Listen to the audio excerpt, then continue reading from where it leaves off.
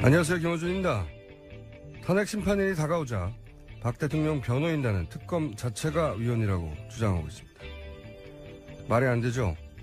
특검 임명장을 수여한 당사자가 바로 박 대통령이고 특검 조사에 협조하겠다는 약속까지 했었습니다.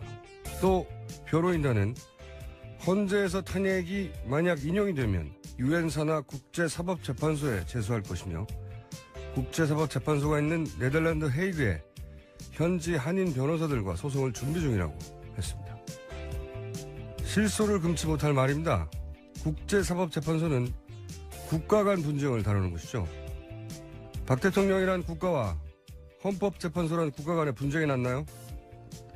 국제사법재판소는 이런 사안을 아예 받아주지도 않습니다.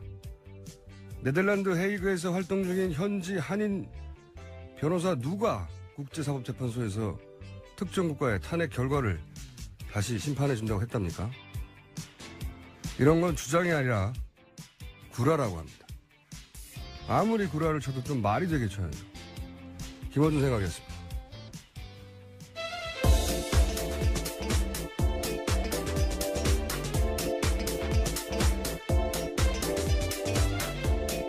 시사인의 김은지입니다. 네.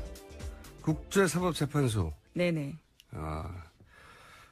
박 대통령 변호인단이 워낙 그동안 뻥을 세게 쳐서 웬만한 뻥엔 제가 면역이 돼 있어요. 이건 정말 여태 뻥 중에서 정말 군계일 뻥이다 이건 정말. 국제사법재판소에서 헌재판 이게 제가 보기에는 가짜뉴스의 소재로 제공하는 것 같긴 한데 여기는 국가 간 분쟁을 다루는 거거든요. 영토 분쟁이나. 예, 그런 사실을 알고도 일부러 그런 주장을 할 가능성이 큽니다. 가능성이 큰 게 아니고 당연한 거죠. 예. 변호사가 한 얘기인데. 이거 외교적 분쟁을 다루는 건데 박사모가 정부는 모르겠어요. 그럼 제소를 할 수 있죠. 근데 박사모가 정부라 하더라도 제소할 상대가 없잖아요. 그렇잖아요. 국가 간 분쟁인데. 참네. 탄핵이 인용되면 박 대통령은 그냥 개인이에요. 그렇죠. 네, 전직 공무원이에요, 공무원. 그 국제사법재판소를 비판하는 사람 중에 개인, 단체, 기업들 제소를 안 받아준다고 비판하긴 하는데, 아예 이 국제사법재판소가 생긴 이래로 재판 결과를 다 공개하거든요. 홈페이지 가보면 46년인가 47년부터 재판을 시작했는데, 영국 대 알바니아인가요? 국가 대 국가예요, 전부 다. 당연하죠. 그러라고 생긴 건데. 제가 만약에 화성에 제가 소유한 주상 복합 건물이 있습니다. 뭐 이런 말을 했다고 쳐요. 그러면 기사에 그냥 실어줍니까? 말도 안 되는 소리라고 하지. 그러니까 이거는 언론이 그냥 받아 써주는 게 말이 안 되는 거예요. 말이 안 되는 주장을 했는데. 더구나 법을 가장 잘 아는 변호사가. 게다가 더 웃긴 거는 헤이그에서 활동 중인 현지 한인 변호사들과 소송을 준비 중이라고. 한 발 더 나간 뻥이죠, 이게. 정말 가짜뉴스의 그 행태를 그대로 띠고 있는 것 같습니다. 그러니까요. 헤이그에서 활동 중인 현지 이런 말을 하면, 아, 그래요? 헤이그에 활동 중인 현지 변호사 사무실 연락처 좀 달라고 기자들이 물어봐야죠. 있을 리가 있습니까, 이런 사람이? 아, 정말. 최순실 씨 같은 경우에도 유엔 인권위에다가 자기 인권 침해 당했다고 제소한다 그랬었거든요. 그러니까 이제 가짜뉴스의 소재이고 예. 부당하다는 걸 말하려는 건데, 이런 얘기를 하면 되물으면 되잖아요. 헤이그 한인 변호사 누군가요? 한 번만 물어보면 됩니다. 나올 리가 없거든요. 설사 헤이그에 활동 중인 현지 한인 변호사가 있을 수 있다 하더라도 더군다나 그 사람은 여기에 이 탄핵 결과를 가지고 국제사법재판소에 갈 수 없다는 거를 당연히 다 알죠. 그리고 왜 몰라요? 야, 이런 뻥을 칩니까? 이런 뉴스를 그냥 고스란히 실어주는 게 문제예요. 아, 정말. 자, 첫 뉴스는 뭡니까? 네, 국가정보원이 어제 헌재 정보 수집한 사실은 있다라고 인정을 했는데요. 어제 열린 국회 정보위에서 이병호 국정원장이 밝힌 바라고 김병기 더불어민주당 간사가 브리핑했습니다. 그러니까 헌재에서 헌재를 담당하는 조직과 인력 존재하고 정보 수집 행위 있었다. 이렇게 인정을 한 거죠. 정보 수집은 했는데 사찰을 안 했다? 네, 그렇게 해명하고 있습니다. 왜냐면요, 사찰이라고 하면 도청을 하든 미행을 하든 그런 게 있어야 하는데 절대 그런 건 없었다. 이렇게 이병호 원장이 주장하고 있거든요. 사찰의 정의가 도청과 미행이에요. 카톡 보면 어떻게 돼요? 카톡. 응? 문자를 보거나 통화 내역을 확인하거나. 예전에 그 이탈리아 해킹팀의 제품, 해킹 네, 제품. RCS요. 예. 예. 그 제품은 뭐 한다고 하고 했습니까? 네. 그리고 이유가 더 재밌어요, 이유. 아니, 헌재 재판소를 왜 정보 수집을 하느냐 했더니 이제 대공, 뭐 이런 얘기 했는데, 헌재 공산당이 있다는 얘기입니까? 대공이 왜 나와요, 여기서? 대단히 웃긴 변명이라고 생각이 드는데, 국가정보원이 아니라고 할 때, 국가정보원을 압수수색을 한다든지 뭘 할 수가 없잖아요. 예. 이렇게 부인하겠죠, 당연히. 네, 허용된 범위에서만 여기도 한정해서 인정하고 있어가지고요. 쉽지 않습니다, 압수수색. 근데 이제 오히려 SBS가 보도했던 사실관계가 상당 정도 맞다는 건 드러났죠. 거기 실제 지목한 그 4급 직원이 대법원을, 헌재를 담당하는 건 맞다? 네, 올해 초부터 담당하고 있다라고 사실이라고 네. 인정했습니다. 그리고 2013년, 15년은 법원을 담당한 적도 있고, 네. 이 기간이 왜 중요하냐면 그때 이제 양승태 대법관 사찰 문건 얘기가 나왔으니까요. 사실관계는 맞았어요. 예. 근데 하지만 사찰은 하지 않았다. 정보 수집만 했다. 술 마셨는데, 술 마시고 운전했는데 음주운전은 아니다. 뭐 이런 비슷한 네. 얘기죠. 다만 양승태 대법관 사찰 문건 관련해서는 그 직원이 관계없다 이렇게 밝히기도 하긴 했는데요. 그 직원이 관계없다고 한 건지, 예. 그 대상이 양승태 대법관을 이 아니라고 한 건지는 모르겠으나, 여하간 뭐, 의뢰 예상했듯이 부인했습니다. 예, 네, 속칭 국정원 법조팀 있다라는 거죠. 네. 자, 다음 뉴스는요? 네, 특검 관련된 뉴스인데요. 특검이 김영재 원장의 부인인 박채윤 씨가 지난해 초 우병우 전 수석의 부인과 여러 차례 통화한 기록을 확보했다고 합니다. 그런데 박채윤 씨 같은 경우에는요, 이 사실을 적극적으로 부인했다고 하는데요. 그 이유가 최순실 씨가 우 전 수석의 부인의 휴대폰을 빌려서 자신과 통화한 거다 이렇게 이야기한 겁니다. 이거 굉장히 재밌는 뉴스예요. 이게 좀 헷갈리는데, 김영재 원장, 네, 골프 치러 갔다고 당일날 아침에 4월 16일 날. 네네네. 네.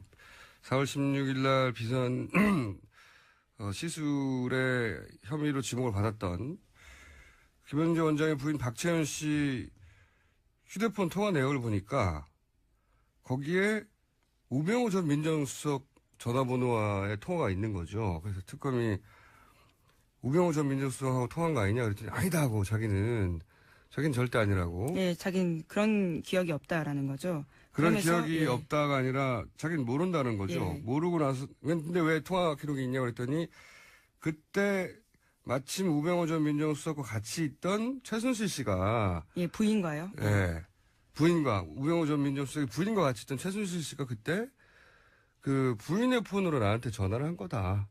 한마디로 말하면. 근데 이제 이거는 김영재 원장 부인 박채윤 씨의 주장이 더 신빙성이 있는 것이 부인과 통화했다면 뭐 그 자체가 불법이 아니기 때문에 통화했다고 말할 텐데 자기는 모르고 그때 같이 있던 최순실 씨가 그 우병우 전 민정수석의 부인 폰으로 전화를 했다는 거잖아요. 예. 이게 재밌는 게 우병우 전 민정수석의 부인은 최순실 씨를 아는데 우병우 민정수석은 모른다고 한 게 되는 거 아닙니까? 뭐 이렇게 장모도 되면. 지금 모른다고 네. 하고 있고요. 장인은 최태민 씨하고 절친이라고 이제 그런 증언이 나왔고. 예. 장모는 최순실 씨하고 40년 전부터 이제 봉사단. 봉사단. 예. 그때부터 알았던 사이라고 이제 증언이 나오고 있죠. 사진도 나왔고. 우병우 민정수석의 결혼식에 최태민 씨가 왔다고도 증언이 나왔고. 그리고 이번에는 이제 우병우 민정수석 부인이 최순실 씨와 가깝다라고 하는 정황이 나왔는데 우병우 민정수석만 몰라요. 최순실. 온 가족이 속인 겁니다. 장인, 장모, 부인 모두가 최순실을 안다는 사실을 다 속인 거죠. 예. 굉장히 재밌는 기사입니다. 네. 앞으로 이거는 이제 검찰 특수본에서 더 추가 조사를 하겠죠. 예, 왜냐면요. 특검에서 더 수사를 진행할 수 없었던 게요. 이 휴대폰이 그러니까 대포폰이었다고 합니다. 그래서 이영선 행정관이 개통해 준 건데 사건이 터지고 버리라라고 해서 실물을 확보하지 못해서요. 더 수사를 진행하지 못했다고 합니다. 실물을 확보하지 못했지만 통화 기록이 남아 있으니까요. 예. 네, 추가 수사가 검찰에 의해서 우병우 민정수석 팀을 만들었다고 하니까 굉장히 재밌는 단신인데 재밌는 뉴스입니다. 그러니까 이제 우병우 민정수석의 가족 중에 우병우 전 민정수석의 이제 가족 중에 본인만 모르는 거예요. 네, 일관되게 모른다고 하고 있죠. 자, 다음 순요. 네, KBS가 메인 뉴스에서 최순실 게이트, 박근혜 게이트 관련된 특검 수사 결과 발표를요, 한 꼭지만 처리했다고 미디어 오늘이 보도했습니다. 그리고 대신해서 같은 날 북한 보도만 10꼭지를 했다고 해서요, 대비되고 있고 이에 대해서 KBS 내부에서도 비판이 나오고 있다는 겁니다. 특검 수사 결과 발표를 모든 언론이 크게 받았는데 여기는 한 꼭지인데 그것도 8번째인가 9번째 뉴스였고요. 예, 나머지는 다 북한 뉴스입니다. 북한 뉴스가 10꼭지. KBS 뉴스를 보면 곧 전쟁이 납니다, 우리가. 이게 이제 권력이 아직 살아있다는 방증이죠. KBS가 이러는 건. 예. KBS가 뭐 북한 뉴스가 10배가 중요하고 특검 관련 발표는 10분의 1밖에 안 된다고 스스로 판단했겠어요. 네. 뉴스 데스크가 아직 권력 하에, 영향력 하에 있다는 거죠. 원래 이 부정한 권력 스스로 물러나는 법이 없습니다. 자, 다음 수는요? 네, 또 특검 관련해서요, 박영수 특검의 부인이 관련 집회로 혼절하는 사태까지 빚어졌다고 CBS가 보도했습니다. 특검 관계자 말에 따르면 지병을 앓고 있던 박 특검 부인이 집회로 인한 스트레스를 받으면서 결국 쓰러졌다라면서요. 잠시 외국으로 나가는 방안까지 검토 중이다. 이렇게 밝혔습니다. 그러니까요. 이건 경찰이 뭐 하나 몰라요. 예전에 세월호 관련해서 집회가 있으면 세월호 그 노란 리본 있지 않습니까? 그것도 압수했었어요. 경찰이. 근데 이 방맹이 들고 지금 특검 집 앞에서 휘두르는데 그냥 준다는 거 아닙니까? 이게 말이 안 되는 거죠. 네. 이 배지로 뭘 합니까? 그것도 압수했었는데 지금 경찰은 이 친박 집회에 대해서 대단히 관대한 건 명백한 사실이에요. 예. 역시 권력이 아직 살아있다는 방증 중에 하나죠. 다 수사엔 다 입건해야죠. 당연히. 네, 또 특검 같은 경우에도요. 가처분 신청했거든요. 집회 금지해달라고요. 27일에 했는데요. 그 신문 같은 경우에는 6일에 열렸습니다. 그리고 아직까지도 결과가 나오지 않는데 말도 안 되는 거죠. 예, 이런 건 빨리빨리 해줘야 되는 이익이 있음에도 불구하고 가처분 심리인데도 굉장히 느리게 진행되고 있는 거죠. 일부러 그러는데 다 권력이 아직 살아있다는 겁니다. 예, 박 대통령의 권력이. 자, 다음 뉴스는요? 네, 김종인 전 더불어민주당 비대위 대표가 어제 탈당의 뜻을 공개적으로 표시했습니다. 그리고 나서 기자들과 만나서 대선 출마를 배제하지 않느냐라는 질문에 대해서는 그건 마음대로 생각하시라라고 이야기를 했고요. 또 새로 교섭단체를 만들려고 하는 정황도 보인다고 합니다. 간만에 대선 읽긴 뉴스가 나왔네. 이 김종인 전 대표 관련 뉴스는 항상 개헌이라는 단어를 세트를 읽어줘야 되는데 한번 얘기를 제가 며칠 전에 한 것 같은데 개헌 이슈는 원래 개헌을 고리로 친박, 친문 제외 다 모여라 이거였거든요. 제3지대니 뭐 빅텐트니. 그러다가 이제 탄핵 국면에서 이게 바뀝니다. 친박은 포함하는 걸로. 자유한국당, 바른당, 국민의당이 공동으로 개헌 전선을 만들어서 민주당 후보와 대결구를 만든다. 이렇게 바뀌어가고 있는 중이에요. 왜냐하면 지금 현재 민주당 세가 워낙 지지율이 잘 나와서 근데 이제 자유당, 바른당, 국민당만으로는 200석이 안 되거든요. 개헌선. 여기에 그래서 민주당의 비문 세력이 합해져야 된다. 그러면 200석이 넘어가요. 개헌선이. 그 비문의 구심점이 김종인 전 대표다. 그래서 계속 김종인 전 대표를 거론해 왔던 건데 이제 그림은 김종인 전 대표가 그러면 이 비문 세력을 이끌고 탈당을 해서 본인만의 세력을 만들어서 그러기를 바라는 사람들이 있겠죠. 네. 그리고 나서 민주당 대 나머지 세력의 그 고리를 개헌으로 잡는 거죠. 이렇게 전선을 만들려고 하는 건데 이제 그 과정에서 특별한 주자가 없으면 본인이 직접 그 연대 대선 주자가 될 수도 있는 거 아니냐. 뭐 이런 전망이 나오는 거고요. 근데 정치인이 이제 큰 그림을 그리는데 그리고 그 큰 그림 속에서 자기 뜻을 펼치겠다는 게 나쁜 게 아니죠. 모든 정치인이 다 그렇게 하죠. 예. 근데 제가 이 탈당 뉴스 관련해서 재밌었던 대목은 국론이 양분되어서라고 하던데 우선 국론이 양분이 비율이 안 맞아요. 예, 8대2예요. 양분이 아니고. 근데 어쨌든 본인이 그래서 국민 대통합을 이루겠다. 이게 탈당의 명분이에요. 국민 대통합. 설사 국론이 5대5로 양분되었다고 해도 본인이 뭐라고 국민 대통합을 합니까? 여러 당을 국민 대통합의 상징성이 본인한테 없는데 저는 이 명분이 좀 웃깁니다. 네. 국민 대통합이 필요하다고 쳐도 그게 왜 본인이에요? 네. 하여튼 김종인 전 대표 관련 뉴스는 항상 개헌을 키워드로 같이 읽어줘야 됩니다. 네. 여기까지 하고 자 또 특검이나 최순실 관련 뉴스는 없나요? 예, 최순실 씨가요, 이번에는 장관 인사까지도 개입했다라는 서울신문 보도가 있는데요. 장관 인사뿐만이 아니라 대사, 금융권까지도 손을 뻗쳤다라는 건데, 이임순 순천향대 교수 공소장에 따르면요, 이 교수는 서창석 서울대병원장 등을 통해서 보건복지부 장관, 교육부 장관, 식약처장, 베트남 대사 후보까지 물색해서 최순실 씨에게 추천했다라는 겁니다. 이게 제가 보기엔 말이죠. 박근혜 대통령 그 변호인단이 최근에 들어서 이제 박근혜 대통령 입장이라고 계속 주장하는 그리고 최후 진술, 최후 변론 내용도 그렇지만 박 대통령은 최순실 추천으로 단 한 명도 임명한 적이 없다는 게 이게 입장이거든요. 헌재의 입장이고요. 근데 이제 보면은 우리가 너무나 잘 아는 그 유명한 김종 전 차관부터 이임순 순천향대 교수 추천으로 들어갔다는 거 아닙니까? 본인이 인정했고 양자가 인정했어요. 예. 그러면 이임순 교수만 아는 사람을 대통령이 어떻게 알았죠? 김종 차관 같은 경우에는 하정희 순천향대 교수의 추천이 있었던 하정이요. 걸로. 예. 참. 그리고 차은택 씨는요? 예, 차은택 씨는 스스로 밝히고 있습니다. 최순실 씨 추천을 받아서 베트남 단장이 됐다고요. 대사는요. 베트남 대사도 최순실 인정했는데 서창석 서울대 병원장을 또 이임순 교수가 추천했다는 거잖아요. 예, 주치의로요. 그리고 차은택 씨가 추천한 사람 때 있지 않습니까? 자기 스승, 삼촌. 예. 네네. 장관 교무수석 됐잖아요. 그러니까 우리가 너무나 잘 아는 이름들, 모르는 사람들 빼고 이름들 그 당사자들이 다 인정했는데 대통령은 아니라는 거죠, 지금.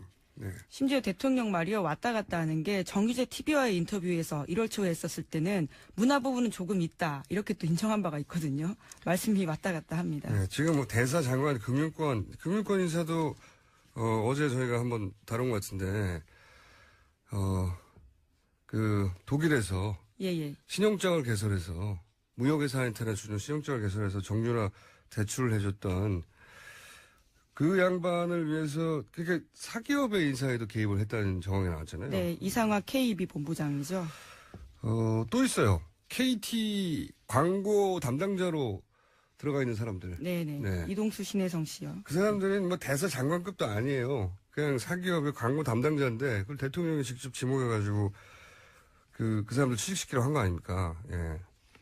네, 너무 많은데 우리가 모르는 건 더 많겠죠. 그렇죠. 초반에 조금 등장했었는데요. 대한항공의 고 아무개시라고요. 거기도 인사를 개입했었다라는 의혹이 있었습니다. 지점장으로 갔던가요? 예. 네, 독일에 있다가 제주도로 갔었는데요. 제주도에 예. 그 당사자들은 인정을 해요. 당사자들은. 그리고 추천하는 사람들도 내가 추천했다고 하고 그리고 자기가 추천하는 사람이 결국 임명되는 걸 보고 깜짝 놀랐다. 뭐 이런 얘기 계속 나오는데 네. 임명권자는 아니라고 하는 거죠. 예. 나는 단 한 사람도 그렇게 한 적이 없다. 예. 말이 안 되는 거죠. 예. 그러면 어떻게 알았대요? 한 명도 그런 사람이 없다고 하면 이런 제기되는 인물들에 대해서 나는 나의 루트로 이렇게 알았다라고 반론을 제기해야죠. 차은택은 이렇게 알았다. 김종은 이렇게 알았고 다 얘기를 해야 되는데 그건 없어요. 아니다. 당사자들이 다 맞다는데 본인은 아니다. 게다가 다이어리도 나왔지 않습니까? 우리 종범실록에도. 네네. 거기에 인사 관련된 자료 정말 많습니다. 거기서 특히 그 KT 인사 같은 경우 메모 다 있잖아요. 네, 전화번호도 쓰여 있고요. 대통령이 하라고 해서 한 걸로 다 돼 있잖아요. 근데 아니라고.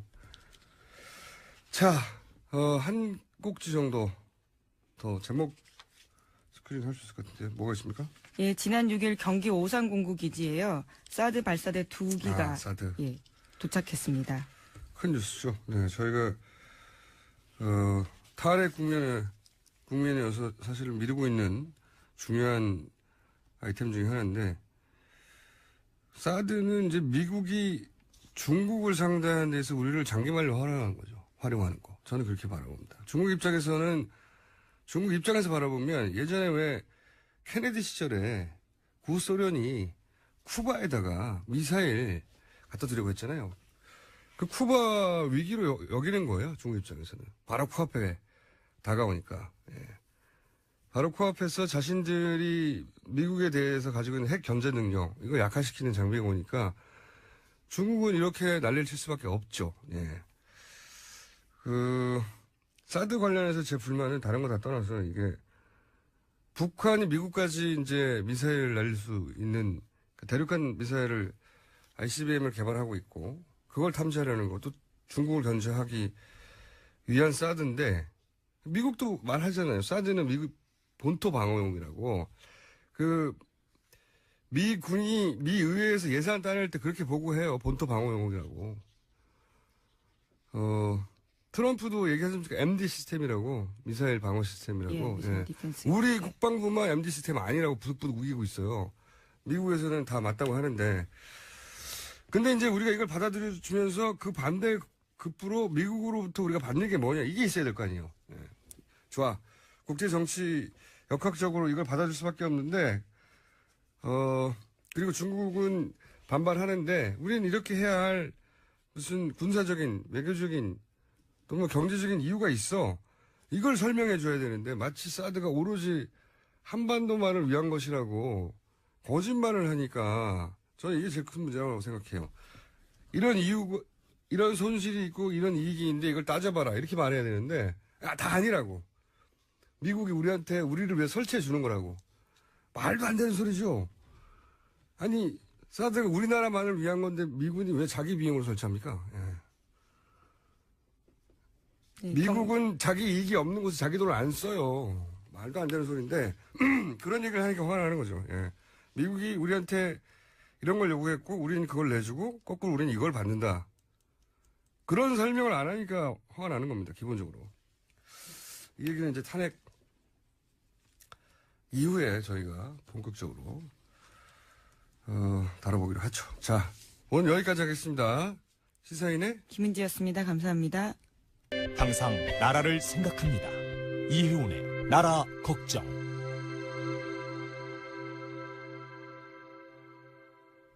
나라 걱정 이전에 당 걱정이 심각한 상황입니다. 이혜훈 의원 나오셨습니다. 안녕하십니까. 안녕하세요. 네.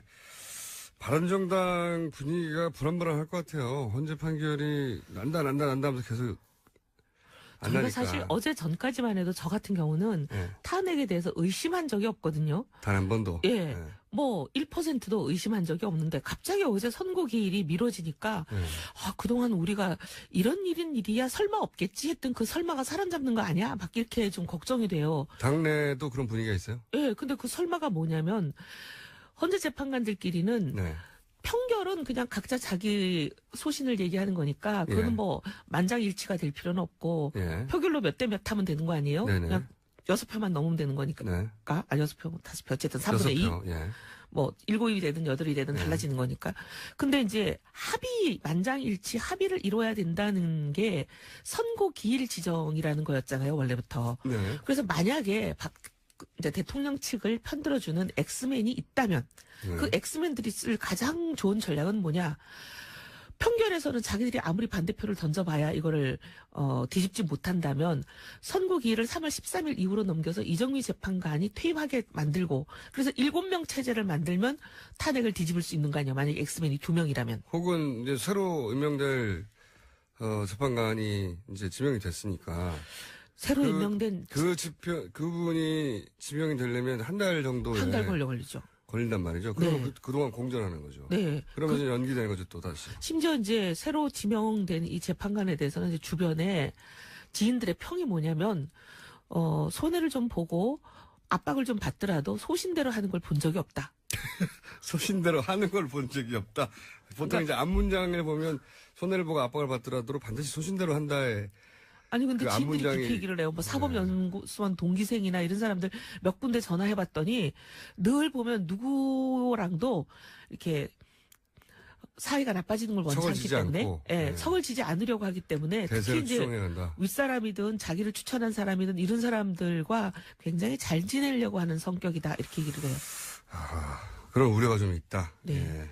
그분의 실력을 떠나서 그분의 성향이 그러하다는 불하다는 세평이 있다는 거죠. 세평이 있어요. 예. 예. 그래서 이제 걱정하시기로는 3월 13일 이러다가 넘기는 거 아닌가. 넘기면 이건 완전 탄핵은 정말 위험해지는 상황이 되잖아요. 넘겨서 혹시 이제 그러면 7인 체제가 되니까 그럼 새로 임명하자고 하고 또 한 달 지나가게 될 거고 그리고 나서도 그 8인 체제에서 이제 그 이전과는 다른 양상 이 벌어져가지고 이게 이제 기각이 돼버린다든가 예를 들면 뭐 각하가 된다든가 가능성에 관한 얘기인데요. 새로 임명될 걸로 예상되는 분이 예를 들면 어떤 압력이나 이런 거에 영향을 받아서 예. 기각적으로 돌아선다든가 교역적으로 돌았으면 이거는 탄핵은 안 되는 거죠. 예. 계속 끌고 그냥 연말까지 갈 수도 있는 상황이 돼버리는 거예요. 두 명의 소위 엑스맨이 실제 존재하는지 아닌지는 모르겠으나 그런 얘기들이 많았는데 예. 지금 시점이면 나와야 하는 건데 아직도 안 나오는 걸 보니까 너무 불안한 혹시 거죠. 그 엑스맨 설이 사실인가? 이렇게 생각이 되면서 막 갑자기 어제 굉장히 저희는 많이 걱정했어요. 내부적으로. 예. 예. 제가 진작부터 걱정하라고 말씀드렸잖아요. 아예 근거 없는 얘기는 아니다 싶은 여러 가지 정황들이 있는데 물론 뭐 그렇다고 해서 반드시 그 두 사람 혹은 뭐 두 사람 이상일 수도 있는데 그분들을 성향 분석 뜻대로 된다는 건 아니지만 이게 안심만 하고 바라볼 일은 아니다라고. 예. 그렇다고 뭐 저희가 뭐 헌재를 압박할 수도 없고 할 수 있는 카드는 없죠. 정말 기도만 하고 있어요. 더더군다나 바른정당 같은 경우에는 탄핵을 기치로 들고 분당한 곳이기 때문에 탄핵을 기치로 분당을 했기 때문에 지금 태극기 부대는 완전히 바른정당이 배신자라는 등 완전히 그냥 바른정당만 타겟으로 해서 죽이고 있잖아요. 거기다가 또 이제 저희는 기각이 되면 전원 총사퇴 의원직 떼겠다 이렇게 했기 때문에 저희는 이제 기각되는 순간 뭐 사라지는 상황이 될 것 같아요. 저는 사라지지는 않을 거라고 봐요. 아, 네. 왜냐하면 사퇴서 내도 의장이 받아줘야 되는데 그런 국회의원 그만큼의 국회의원이 한꺼번에 사라지는 걸 국회의장이 받아줄 리가 없죠. 하지만 어쨌든 정치적으로는 굉장히 입지가 좁아지는 네. 상황이 되는 거고 네, 네. 좁아지는 정도가 아니라 이제 뭐 어떻게 합니까 이거? 그게 말도 안 된다고 생각이 드는데 이 정도 사안에도 탄핵을 못하면 정말 어떻게 하라는 거죠? 아니 사실은 이게 뭐 바른정당의 문제가 아니라 대한민국의 문제죠. 그러니까요. 만약에 이런 혐의, 증거, 물증, 온갖 개 증언 이렇게 나왔는데도 탄핵이 통과가 되지 않는다면 탄핵은 도대체 언제 쓰라고 만들어 놓은 제도인지. 그러니까요. 정말 이 정도 사안 이건 헌법에서 탄핵이라는 제도를 없애는 게 맞다고 생각해요. 저도 그렇게 생각하는데 예. 하지만 우리는 8인 중에 한 명이 아니기 때문에. 자, 그리고 저희 PD가 기도하신다고 하니까 기도는 저쪽이 훨씬 많이 하는 것 같다고 지금. 그쪽이요? 3일절 나와서도 하고. 이런 말 하면 죄송하지만 도대체 누구 기도를 들으실지 분명할 것 같아요. 이분 행보에 대해서 어떻게 생각하십니까? 이게 영향을 바른당에도 미칠 것 같은데, 김종인 전 대표가 탈당하셨잖아요. 네. 근데 탈당을 예고했죠. 곧 탈당할 것 같은데. 오늘 탈당기를 접수한다고 또 뉴스에 났더라고요. 네, 근데 그 뉴스들이 맞는 적이 별로 없어가지고요. 아, 그래요? 네. 그런데 여하간 이게 이제 바른정당에는 민주당에는 좋지 않은 뉴스고 바른정당에는 좋은 뉴스 쪽으로 분류될 수 있는 건데 예, 딱 그렇지만 않다 하더라도 하나의 가능성이 열릴 수도 있으니까. 자 김종인 전 대표가 우선 대선 후보로 본인이 직접 선수로 뛸지도 모른다. 이런 얘기들이 있는데 그건 어떻게 보세요? 저는 현재로서는 뛸 가능성이 99%다. 그리고 정말 앞으로 이제 뭐 정치 상황이 격변을 해서 예상치 못한 김종인 대표님 생각에 전혀 예상치 못했던 상황이 전개된다면 이게 이제 의도가 무산되는 거죠. 계획은 세웠지만 실행이 안 되는 그런 상황이 될 수 있는데 예.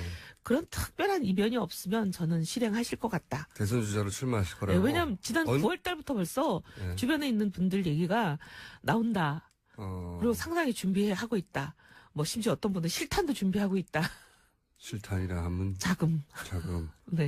그러니까 김종인 전 대표가 새누리당에도 있었기 때문에 그쪽 분들하고도 친하잖아요. 친한 네. 분들이 많은데 그런 소식통을 통해서 나온 이야기가 본인이 직접 나올 준비를 지난 9월부터 이미 하고 하고 그때 있었다. 9월 달에 제가 그런 얘기를 들었어요. 9월 초에. 그 이후로 쭉 들은 얘기 좀 해보세요 한번. 들은 얘기는 어쨌든 계속 그 얘기 진행형이에요. 진행형 예, 계속 근데 준비 이제 중이다. 그때 당시로는 연말 전에 선언을 하시지 않을까 했는데 이게 이제 계속 생각보다는 좀 미뤄져서 오늘까지 팔도 있고 왔는데 해서 이제 다 파이면 밀렸고. 예, 사실 9월 달만 하더라도 최순실 사태는 예상도 못했던 시점이잖아요. 그랬는데 이제 최순실 사태가 생기고 또 탄핵이 되고 하니까 조금 미뤄진 것 같기는 하고. 하지만 9월 달부터 이미 나왔던 얘기다. 네. 근데 어느 당으로 가지 않는다 하는 거는 그렇게 하실 것 같아요. 그래서 지금 이제 뭐 우리 당내라든지 여의도 참새들 얘기는 바른정당에서 선출된 후보. 여기 먼저 정운찬 입당설까지 있으니까 거기까지 합해진다면 어쨌든 네. 뭐 한 서너 명의. 입당설입니까? 입당 예정입니까? 제가 보기엔 입당하실 것 같은데 네. 그것도 뭐 본인이 발표하셔야 확정되는 거니까요. 하지만 소식통이 있을 거 아닙니까? 저도 뭐 99% 입당 같아요. 자, 그럼 99% 입당 이후에 예. 바른정당에서 이제 그러면 대선 후보가 3명이 되는 거죠, 현재. 3명 되는 거죠. 3명 네. 되고 바른정당에서 어쨌든 경선을 통해서 누가 후보가 한 명 선출되잖아요. 되면 그다음에 국민의당 쪽에서도 손학규 후보가 되든 뭐 안철수 후보가 되든 누가 되든 한 명이 되고 한 명이 되고. 천정배 전 대표도 있습니다. 어머나 죄송합니다. 천 대표님 정말 죄송합니다. 네. 네. 그런데 그렇게 되고 나면 이제 김종인 지금 전 대표 경우에는 독자 세력으로 계시다가 네. 결국은 이 독자 두- 세력이 있나요, 근데? 지금은 혼자 누가 좀- 나오는데. 아니 뭐 배지가 좀 따라 나오지 않겠어요? 글쎄, 그거 쉽지 않을 것 같은데요. 최소한 진영 의원 정도는 따라 나오지 않겠어요? 그렇다는 얘기는 하긴 하죠, 요즘. 네, 네. 어쨌든 뭐 2명이면 뭐 세력으로 봐드리죠 뭐. 그렇다고 치고. 그래서 계시다가 결국 이 어떻게 보면 세 개의 스몰 텐트가 연합, 단일화, 연대 뭐가 됐든지 간에 그럴 그렇게 때 해서- 본인도 선수 한 사람으로 나와서 그럼 하나의 빅 텐트가 되지 않나. 거기서 결국은 본인이 선택받는 그런 길로 나서게 될 거다. 그런 얘기네요. 지금 그게 이제 김종인 전 대표의 내심 생각하고 계시는 구상이 아닐까. 저도 비슷하게 생각합니다. 네. 그러면 상식적으로 보기에 그렇게 보이죠? 예, 다들 뭐 그런 정도 외에는 길이 없잖아요. 본인이 다른 길은 상상력 부재인지 제가 예. 잘 머리에 떠오르지 본인이 않아요. 정당을 만들 수도 없고 네. 그러기엔 시간도 너무 없고요. 그리고 본인이 다른 당에 들어가기에는 본인이 생각한 본인의 위상, 본인 스스로는 당 대표급인데 다른 데 들어간다는 것도 그렇고 그죠? 다른 당에서 당 대표 맡으십시오 하고 오라고 할 리도 없잖아요. 그것도 그렇고. 다들 그렇게들 생각하시는 것 네. 같아요. 그러니까 어느 정당으로는 가지 않겠다. 어떤 정당으로든 그 말씀이 다 믿어지는 거죠. 예, 그래서 본인이 밖에 있으면 그냥 자기가 나 대선 후보야 하면 그냥 대선 후보 되는 거니까요. 경선도 할 필요 없고. 경선도 필요 없고. 예, 제가 보기엔 경선하면 집니다. 당내에서 어디 들어가서 하든 간에 다 져요. 그런데 그렇게 선언을 해서 이제 본인도 선수 한 사람으로 뛰어들 가능성이 99%다. 그런 얘기면 오래됐다 이미. 예. 9월 달에 그 얘기 들었을 땐 되게 충격이었어요. 예. 뭐 심지어 실탄 얘기까지 나와서 실탄. 그 정도까지 구체적으로 계획을 세우시나? 예. 이제 이게 뭐 소문이니까 그렇게 생각했었는데 점점 시간이 지나면서 나오시는 길로 가는구나. 그렇게 생각했죠. 드디어 이제 직접 행보를 한 발 뗐구나. 근데 예. 거기다가 어떻게 보면 울고 싶은데 뺨 때려준 격으로 민주당이 또 상법 개정안까지 거의 날려버렸잖아요. 예. 그래서 저는 그 이해를 못하겠어요. 왜 그랬는지 민주당이. 그렇게 저도 개혁 모르겠어요. 얘기하면서 네. 특히나 이번 최순실 사태로 보면 얼마나 재벌의 구조개혁이 필요한지 절실한지 온 국민이 자. 공감을 하고 있는데. 민주당을 깔 수 있는 타이밍이니까 마음껏 공격하세요. 그럼 뭐 민주당 의원들이 나오면 나중에 얘기하겠죠. 근데 제가 더 궁금한 것은 이거예요. 그 바른정당에서 혹은 의원님이 보시기에 대선 후보로서의 경쟁력은 있다고 보십니까? 독자적인? 누구 저기 김종인 전 대표요? 네. 사실 대문 참 잘하실 분인데 네. 우리 정치의 비극은 대문 잘하실 분들이 꼭 잘 되기가 어렵더라고요. 대부분 잘하실 분에 동의하는 분도 있고 동의하지 동의 않는 안 하는 분도 있겠지만, 네. 어쨌든 제가 궁금한 것은 지지율이 나오겠냐 이겁니다. 한마디로 말하면. 제가 이제 함축적으로 말씀드렸잖아요. 대문 잘할 분들이 꼭 보면 되게 어려운 게 지지율이 잘 안 나온다는 뜻이죠. 지지율은 안 나올 것이다. 네. 치명적인 이야기네요. 자, 정운찬 그러면 전 총리죠. 네. 예, 정치인들은 항상 직전에 가장 높은 직책을 불러줘야 되니까. 정운찬 전 총리는 얘기가 거진되어 가는 중인 걸로 지금 보이는 건데 그러면 그죠?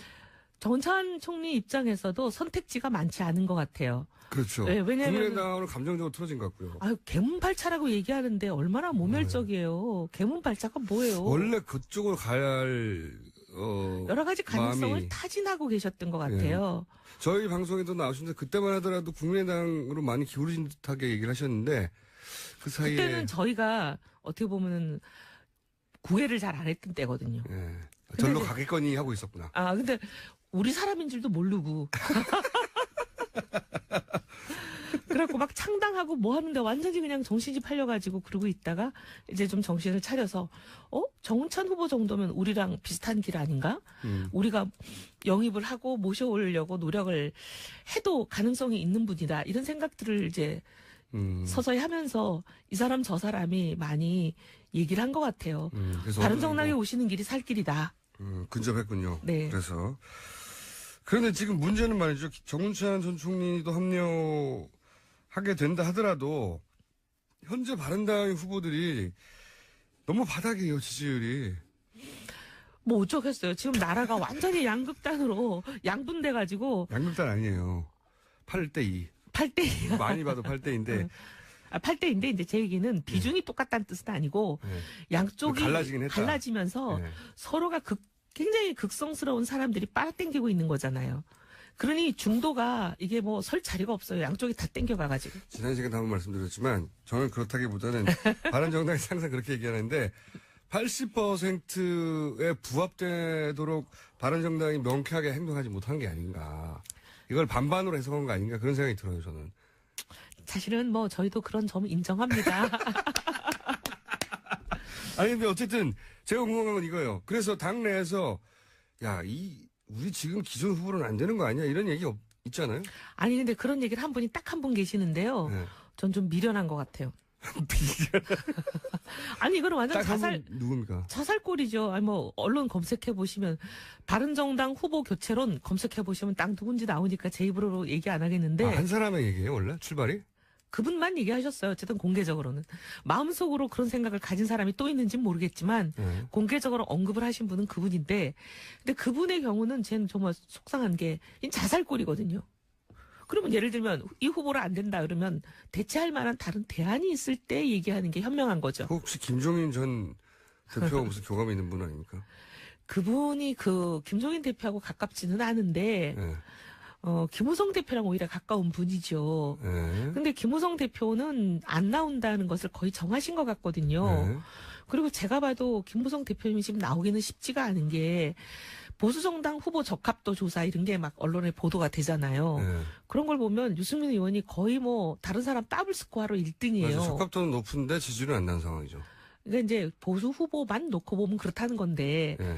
근데 그런 상황에서 김무성 후보가 나온다고 선뜻 나서기는 어려울 것 같아요. 지지율이 안 나올 거라고 봅니다. 예. 그러니 그럼 김무성 대표로 교체하자고 주장하는 게 만약에 그분의 의도라면 김무성 대표가 나올 수도 없는데 그런 소리를 해가지고 당의 후보를 기스내고 주저앉히는 거야말로 자살골이죠. 간을 보는 거겠죠. 간을 봐도 될 때가 있고요. 보면 안 될 때가 있어요. 근데 어쨌든 자구체가 뭡니까? 지금 당내에서 어떻게 해서 띄우자 뭐 이런 얘기 있어요?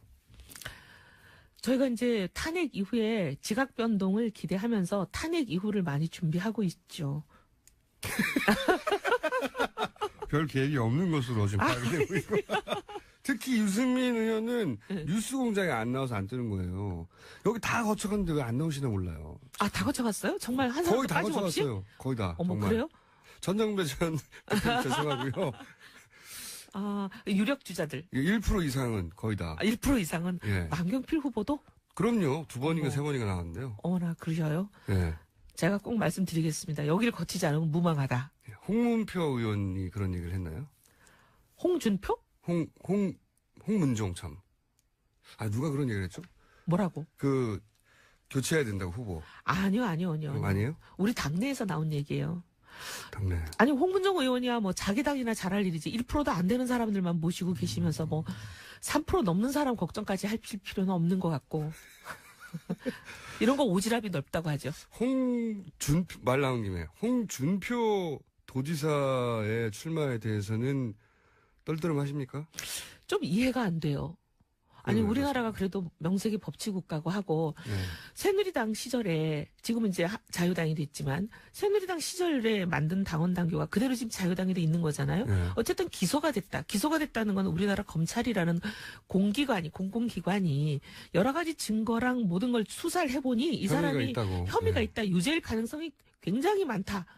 라고 해서 기소를 하는 건데 기소가 되는 단계가 되면 당원권이 정지가 되고 어떤 활동도 할 수 없는 걸로 돼 있어요. 네. 근데 제일 중요한 대선 후보가 되는 활동을 지금 기소가 돼 있는 상태에서 무죄가 확정되지도 않은 사람이 한 번은 유죄 한 번은 무죄니까 거의 1승 1패예요.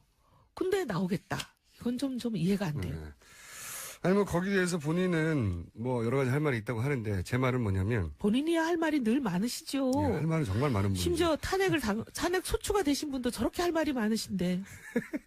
제 말은 홍준표 도지사가 출마하게 되면 바른정당에는 좋은 게 아니지 않습니까? 그죠? 당연히 그렇죠. 예. 그렇지 않아도 지금 주목도가 바른정당 후보들한테 안 오고 있어서 걱정인데 홍준표 도지사가 가장 잘하는 게 사람들이 본인을 홀리는 거. 아니 교란 작전이라고 하죠. 찬성하든 반대하든 이목을 본인에게 집중시키는 스킬은 아주 뛰어나요. 그러니까 전혀 본질적이지 않은 문제로 본질을 덮어버리는 그 홀리는 걸 굉장히 잘해요. 일단 쳐다보게 만드는 거죠, 사람들이. 네. 예. 그래서 이제 근데 정치인한테는 쳐다보게 만드는 능력이 필요하잖아요. 유승민 의원한테 왜 그게 없냐? 이게 다시 또 쳐다보게 만드는 능력도 뭐 어떻게 보면 필요할지도 모르지만 그게 충분 조건은 아닙니다. 근데 그분은 그거 말고 뭐가 있나 궁금해요. 쳐다보게 만든 다음에 말싸움도 잘해요. 그게 쳐다보게 만드는 거죠. 그분의 네. 스킬이잖아요. 스킬이죠. 예. 뛰어난 스킬이죠, 아주. 예. 거기서부터 지금 제가 보면 유승민 의원하고 홍준표 도지사하고 토론을 붙으면 그게 냉정하게 그 사실관계를 떠나서 홍준표 마치 도지사가 이긴 것 같은 느낌을 줄 거예요. 근데 우리 국민들이 이제 그런데 속지 말아야죠. 그런데 속아가지고 지금 나라가 이 꼴이 되는 걸 보면서도 또 속으면은 저희도 정말 미래가 없습니다. 민주당에서 몇 명 정도 탈당할 거라고 바른정당에서는 개헌 때문에 아니면 김종인 전 대표를 따라서는 아까 제가 말씀드린 한 분 명 말고는 정도? 아니 그렇게 그분 말고는 제 머리에 떠오르는 이름이 없어요. 사실 더 이상 킹메이커를 하지 않겠다고 말하는 순간부터 그런데 대선의 역할을 하겠다고 했으니까 할 역할이 뭐 있습니까? 아 본인이 직접 출마하는 거죠. 그렇죠. 제가 보기에는 그때부터 계획을 세우셨던 것 같아요. 그러니 9월 달에는 굉장히 구체적인 얘기가 지인들 사이에서 나오는 거잖아요. 총알은 얼마나 준비했습니까? 아니 이제 뭐 그런 구체적인 얘기는 없고 대선 후보는 자금도 있어야 된다. 그러니까 그런 말들이 이미 나왔었다. 자금도 있어야 된다고. 예. 대선이 뭐 그냥 아무것도 실탄 없이 되는 건 아니지 않느냐. 준비된 후보다 이런 얘기들을 많이 하셨어요. 준비된 후보다까지. 남 얘기할 때가 아닌데 바른정당 탄핵이 인용된 이후에 만약 인용된 이후에는 자유한국당과 바른정당의 포지션이 확 바뀔 거 아닙니까? 라고도 전망하고 있죠. 바른정당 내에서도.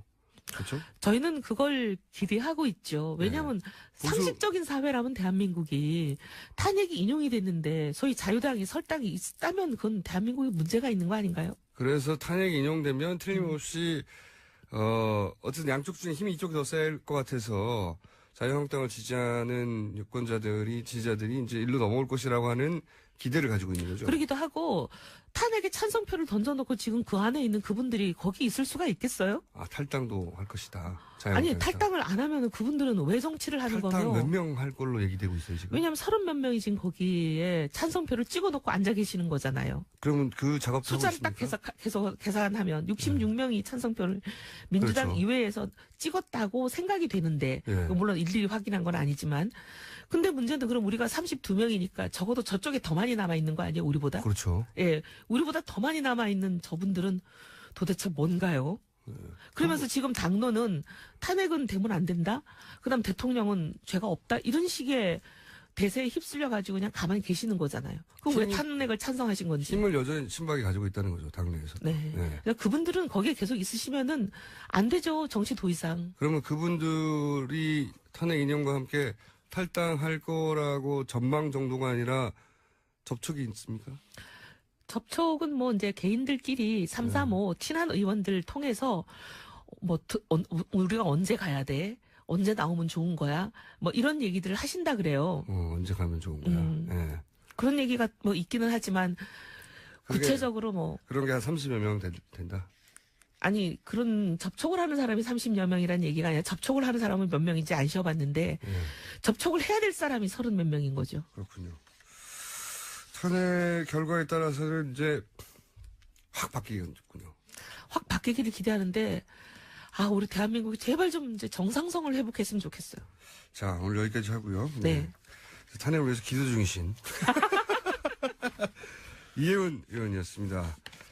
다음 주에 뵙겠습니다. 감사합니다. 저는 김어준이었고요. 잠시 후 3부에서 다시 뵙겠습니다.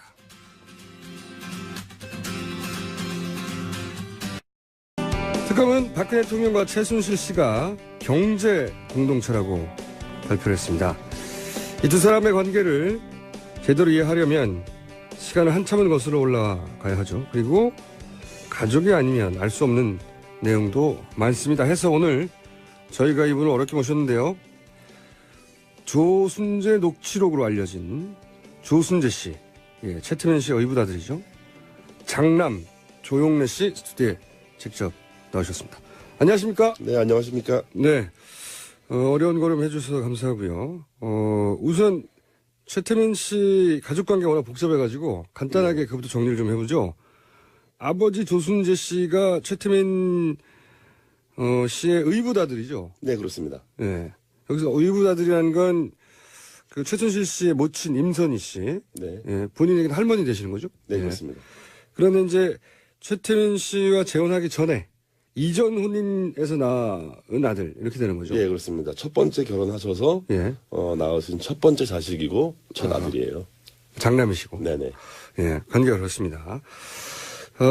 소위 이제 조순재 녹취라는 게 지난 2007년 한나라당 경선 당시에 등장을 했습니다. 이 내용이 박근혜 후보가 무능하다, 부도덕하다, 그리고 최태민 씨와의 사적인 관계, 그리고 박정희 자금은 어떻게 되었다, 최태민 일가는 재산을 어떻게 축적했다, 무려 9시간에 걸쳐서 진술한 내용의 녹취록이고, 이게 이제 대중적으로 제대로 알려진 건 이번 게이트를 네네. 통해서입니다. 우선 그 조순재 녹취록을 작성한 조순재 씨 아버지는 박정희 대통령 그리고 최태민 씨하고 어떤 관계 속에서 일을 했나요? 거기서부터 시작해보죠. 이전에 공보부 장관이셨던 그 이원우 장관 비서관을 하셨어요. 누가요? 저희 아버지께서요. 아, 조순재 예. 씨께서. 장관 비서관을 하셨다. 네네. 네. 비서관을 하시다가, 유경수 여사 일주기 추모 사진전을 이제 기획을 해요. 예. 그 기획을 맡아서. 74년도에. 75년도죠. 75년도에. 75년도에 이제 추모 사진전을 기획을 하시는 거를 시작으로 예. 함께 일을 하는 그런 많은 그러니까 과정에 동참하게 되죠. 장관 비서관이었다가 네. 그 추모 사진전이 있으면서 박정희 대통령 밑에서 일을 했다는 건가요? 박정희 대통령이라기보다는 이제 박근혜 씨하고 예. 최태민 씨가 이제 함께 진행하는 예. 계획한 추모 사진전을 예. 조순재 씨가 저희 아버지께서 이제 참여해서 직접 기획하고 실행을 해서 성황리에 잘 마치게 되죠. 아하. 예, 그거를 기회로 이제 좀 능력을 인정받고 예. 그러면서 본격적으로 이제 구국봉사단이라든지 뭐 이런 쪽의 재단 일에 관여하시게 됩니다. 아하. 그 최태민 씨가 대한구국 선교단 일을 본격적으로 할 즈음부터 합류를 하신 거군요. 네, 그렇습니다. 처음부터 시작했습니다. 그러면은 박근혜 대통령을 굉장히 오래 전부터 알았던 사이네요. 74년 5년부터. 네, 그렇습니다. 예. 네. 가까이서 봤을 것이고.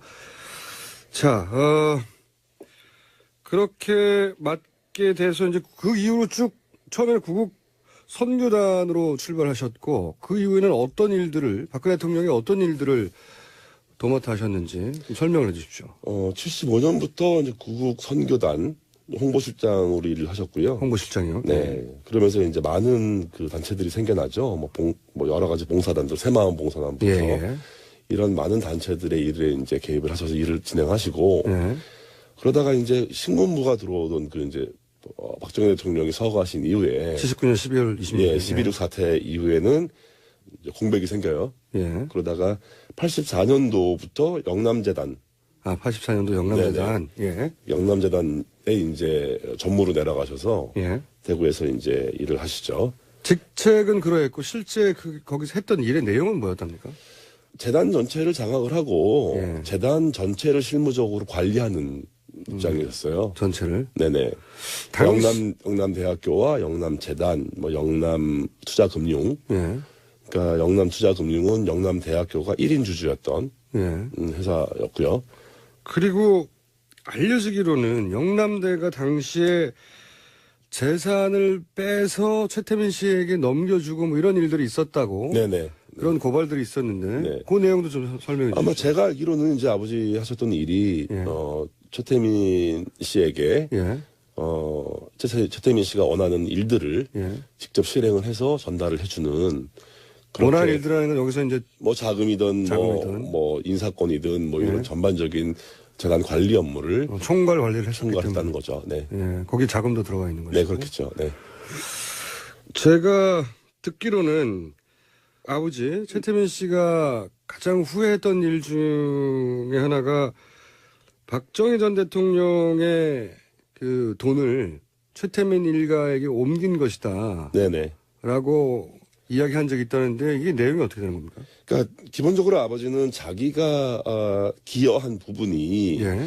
어떻게 직접적으로 기여했는지 명확하게 설명하시지 않았지만 예. 자기가 그렇게 기여했고 자기가 개입했다라는 부분에 대해서 예. 자책을 되게 많이 하셨어요. 그 자책했다는 내용이 그러니까 자기가 어떤 식으로건 그렇게 박정희의 자금을 예. 최태민에게 넘어가게 하는데 예. 자기가 일조했다. 아하. 맡은 역할이 후회스럽다. 이제 그런 부분을 많이 자책하셨죠. 네. 생전에. 네네. 그러니까 박정희 전 대통령의 뭉칫돈이 어디 갔느냐 말들 얘기하고 또 일각에서는 그것이 최태민 씨에게 옮겨졌다라고 주장하는 사람들도 있는데 아버지가 생전에 본인이 그런 역할을 일부 했고 거기에 대해서 후회했다. 네네. 그렇군요. 그리고 이제 당시 아버지가 2007년에 이명박 캠프를 굳이 찾아가서 네네. 박근혜 당시 후보가 대통령이 되면 안 된다고 얘기하면서 굉장히 오랫동안 진술을 하였고 그것이 지금까지도 남아있는 소위 이제 녹취록입니다. 조선제 녹취록. 왜 일단 여기 찾아가게 된 배경도 조금 있죠. 예. 이제 박근혜 대통령 후보가 예. 당시 아버지를 모른다라고 얘기했던 부분. 처음에 거기서부터 시작. 네, 거기서 시작합니다. 이제 네. 거기에 대한 분노, 네. 자신의 일생이 해왔던 일이 부정당하는 비애. 75년부터 했는데. 네, 그렇습니다. 네, 그런 거가 많이 있었고요. 아버지가 그런 녹취를 남기거나 증언을 해야겠다. 그래서 검증 과정을 다시 한번 좀 치밀하게 해서 박근혜 후보가 되는 거를 좀 막아야겠다 하는 의도는 분명하셨고요. 근데 그래서 이제 그쪽 이제 접촉을 했고 예. 그 과정에서 당시 한나라당의 이명박 캠프 당직자들도 예. 굉장히 적극적으로 아버지한테 이제 증언을 해달라 예, 예. 요청을 하고 찾아오고 이렇게 해서 증언이 이루어지죠. 예. 근데 이제 그 내용들을 보면 한마디로 요약하면 박근혜 대통령 후보는 대통령감이 아니다라는 얘기가 큰 덩어리예요. 네. 그다음에는 이제 재산 관련된 이야기가 또 있는데, 그리고 이제 최태민 씨와의 이제 사적인 관계. 네. 최태민 씨와의 사적인 관계는 본인은 잘 모르실 테고, 그렇죠? 그렇죠, 예. 모르실 테고. 특히 이 박근혜 대통령이 대통령감이 아니란 얘기는 생전에 아들한테 했을 법도 한데요. 많이 하셨죠. 네. 네. 왜 대통령감이 아니라고 하셨어요? 근데 기본적으로 거짓말이라는 부분인데요. 거짓말이요? 예, 사람이 거짓말을 한다는 게 그 거짓말을 하면 표가 나게 돼 있거든요. 예. 근데 전혀 표 안 나고 자신조차도 진실이라고 믿고 하는 거짓말. 아, 그렇게 표현하셨어요? 네네. 그래서 그런 그 지독한 거짓말을 하는 사람이 지도자가 됐을 때, 불행한 나라, 비극의 나라가 될 거다. 그런 거에 대한 게 있으셨고, 오랫동안 같이 일을 하면서 이제 아버지가 겪은 박근혜 씨. 네. 이사장으로 있었고 본인이 네, 실무를 네. 총괄했으니까 그러니까 업무적으로 능력이 없음. 업무적 능력. 업무적인 능력이 없다는 거를 뿐이 아니라 무책임하다는 부분. 다시 말하면 어떤 의미에서 무책임? 뭔가 일이 잘못되고 나면 책임은 자기는 회피하고 쏙 빠지고 다른 사람들이 다 이제 대신 뭐 책임져야 되고. 본인 모른다고 거짓말하고. 네네네. 네. 그게 이제 하루 이틀 된 일이 아니라는 거죠. 아, 그래서 결국은 그 평생 도와준 자기도 모른다고 한 것에 이제 폭발하신 거군요. 뭐 그것도 폭발했지만 사람들은 이제 아버지를 아는 많은 분들은 오해를 충분히 할 수 있는 상황이긴 했어요. 어떤 의미에서? 뭐 박근혜 정도 되는 사람이 당신을 모른다고 하면 당신 뒤로 좀 뭐 받은 거 있지 않냐. 뭐 와서 뭐 미안하다 그러지 않더냐. 뭐 또 보상 좀 받은 거 있냐. 이런 식의 비아냥들이 있었고요. 아, 주변에 두 분의 관계를 알던 사람들이 그렇죠. 오래된 공개적으로 모른다고 친구들은 다알 했는데 수밖에 없잖아요. 네, 다 약속된 거 아니냐. 예, 뭐 짜고 친 거 아니냐. 아, 뭐 그런 거에 대해서 아버지가 근데 그런 게 전혀 없었어요? 전혀 없었어요. 아버지는 그냥 한 방에 당하신 거예요, 그냥? 그냥 그거에 폭발하신 거죠. 예. 자기가 결국 그렇게 남겠구나 사람들 기억에. 그런 거에 대해서는 못 참았던 부분이 있어요. 그게 거짓말도 너무 많았고 네네. 본인이 그건 평소에 이제 아드님한테 항상 했던 얘기고 거짓말 너무 많이 한다고 그리고 책임도 지지 않는다 무능하다 네네. 뭐 이런 얘기네요 전반적으로. 예. 그러니까 그 부분들이 이제 어디에 맞닿아 있냐면 진정서에도 나오고 예. 표현 이제 언급되는 표현이지만 국정농단이라는 단어가 나와요 명시적으로. 그래서 유신 시절에 최태민이 국정농단을 했던 부분을 검증해야 될 필요성을 제기하셨고 예. 그 이후에는 이제 최순실이 어떻게 국정농단을 할 거라는 아하. 그런 가능성도 이제 예견을 하신 거죠. 예. 가까이서 봐왔으니까요. 네네. 예언서에 가깝네요. 이게 사실은. 자, 오늘 특별히 모신 이유 중에 하나입니다. 그러니까 현재 특검은 경제 공동체라고 이제 표현을 했어요. 결국은 이제 최순실에게 돈이 가는 것은 뇌물이 가는 것은 박근혜 대통령에게 돈이 가는 것과 마찬가지다. 네네. 사실상 경제를 공유해 왔다. 돈을 뭐 이렇게 특검은 발표를 했습니다. 발표를 했는데 두 사람의 관계가 경제 공동체라고 하는 특검의 발표에 개인적으로 동의하십니까? 보아오신 바로는? 뭐 100% 이상 동의할 수 있고요. 그래요? 네. 뭐 사실은 그 조영래 씨가 이 이야기를 또 하나의 가족이란 책으로 조만간 출판하실 계획이신데, 예. 제가 이 책을 이제 출판을 하면서 책 타이틀을 예. 또 하나의 가족이라는 타이틀을 제가 결정하게 됐어요. 어차피 가족이라는 게 이제 가족 공동체라는 거는 경제의 주체를 분리하기가 어렵잖아요. 그렇죠. 의미도 없고. 네. 그러니까 그 정도의 공동체적인 의미가 가족적이다라는 거를 이제 사실은 의미를 가지고 아, 그런 의미군요. 하게 된 거예요. 박근혜 대통령이 사실은 최순실 일가와 가족이었다. 그 정도 가족 관계라고 할 수 있을 정도라는 거죠. 네. 그러면 좀 구체적으로 본인이 보기에 이것은 경제 공동체라고 할 수밖에 없다. 어릴 때는 뭐 그런 표현을 쓰지 않으셨겠지만 네네. 자연스럽게 받아들이셨겠지만 지금 되돌아서 되짚어보자면 이런 것들을 보아서 뭐 틀림없다. 그런 구체적인 사례를 좀 얘기해 주신다면요. 기본적으로 박근혜 대통령께서 대통령 되기 전에 이제 사인으로 계시는 동안에 네. 개인적인 경제 활동을 하신 게 없어요. 돈을 벌어본 적이 없습니다. 네, 소비 생활도 하신 게 없고 직접 소비 활동을 하진 않았으니까. 그러니까 물건도 자기가 직접 그러니까 사본 적이 없다고 하니까. 뭐 박근혜 씨 집에서 이제 살림을 도와주는 가사 도우미부터 예. 운전기사, 예. 뭐 경비원 예. 이런 사람들도 저희 어머니가 이제 뭐 특히 이 가사 도우미 같은 경우는 저희 어머니가 아는 분을 지인을 이제 보내주셨고 예. 그분들에게 들어가는 뭐 급여나 비용 예. 또 생활비 예. 하다못해 장을 봐서 식재료를 구입하는 비용 예. 이런 것들을 직접 박근혜 씨가 지불하지 않았으니까요. 아, 그 돈은 어디서 나왔습니까? 뭐 임선희 할머니한테서 나와서 저희 어머니가 집행을 하고. 아, 최순실 씨의 모친이자 네네. 본인에게는 할머니가 되는 네네. 임선희 씨가 그 돈을 다 냈다. 네. 들어가는 모든 돈이 다 임선희 씨로부터 나왔다. 네, 그렇습니다. 예. 본인이 직접 벌어서 뭘 써본 적이 없다. 네네. 그러면 어머님이 이 박근혜 대통령에게는 어떤 역할을 해주셨어요? 어머님은 또?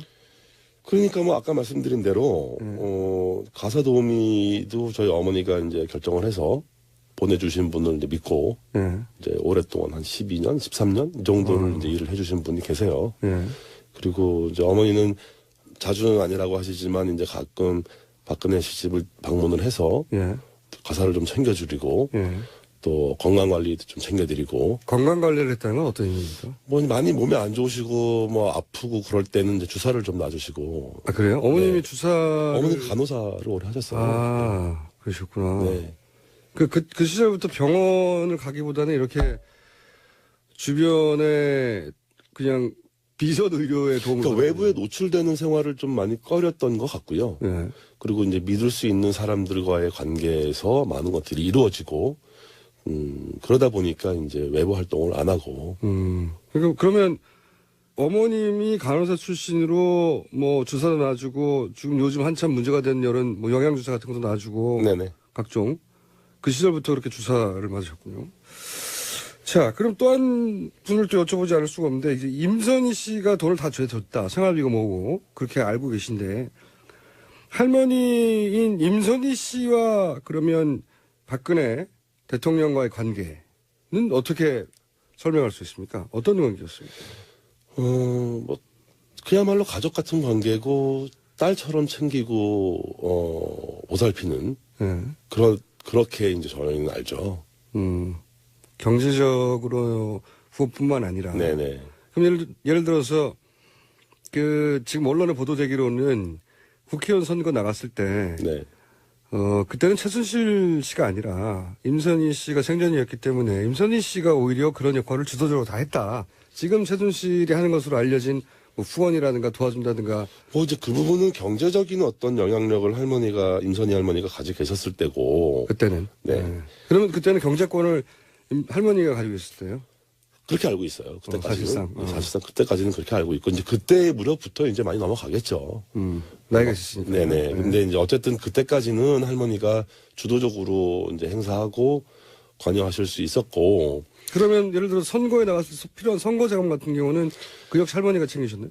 그렇죠. 저희 할머니가 뭐 여행용 트렁크에 실어서 갔다. 여행용 트렁크에 예, 현금을 실어 갔다. 뭐 이런 얘기를 제가 아버지한테 들었으니까. 아버지한테. 네. 아버지도 그러면 그때 당시에 그 선거에 도움을 주기 위해서. 아버지도 가셨대요. 거기 선거 사무실에도 가고. 그때까지만 해도 이제 다. 네네. 할머니가 돌아가시기 전까지, 그러니까 할머니 2000년이 되기 전까지만 해도 할머니랑 이렇게 뭐 뵀던 관계이기 때문에. 근데 이제 2000년이 가까워오면서 급격하게 이제 벽이 생기죠, 할머니하고. 그러면 선거 자금도 역시 임선희 씨로부터 나왔다고 봐야 되겠네요. 네, 그렇게 생각하고 있습니다. 그러니까 아버님 보시기로는 네네. 직접 아버지한테 직접 들으신 네네. 얘기죠. 예. 그때 이제 국회의원 처음 당선됐는데 그 트렁크에 현금을 실어서 날랐다. 네네. 예, 할머니 돈을. 나중에 이제 그 기사를 보고 다른 또 보도를 보니까 그 운전해 주셨던 기사분도 그렇게 했다고 얘기를 하시더라고요. 그건 운전부사가 본 것이고 예, 그래서 본인은 아버지한테 직접 들은 예, 얘기고. 그렇죠. 그래서 그걸 나중에 보고 이게 진짜 그렇구나라는 건 제가 그때 듣기만 했는데 네네. 뭐 설마 진짜 그랬을까 싶은 생각도 들었었는데 어릴 때는. 예. 그런 얘기를 아버지 돌아가시기 전에 저한테 많은 말씀을 하셨거든요. 이제 그때 들었던 얘기들이 대부분 그때 당시 선거를 그러면 진두지휘한다고 할까요? 예를 들어서 뭐 그때는 돈을 많이 쓸 때거든요. 뭐 봉투 막 나눠주고 막 그럴 때인데 그런 역할도 임선호 씨가 했었나요?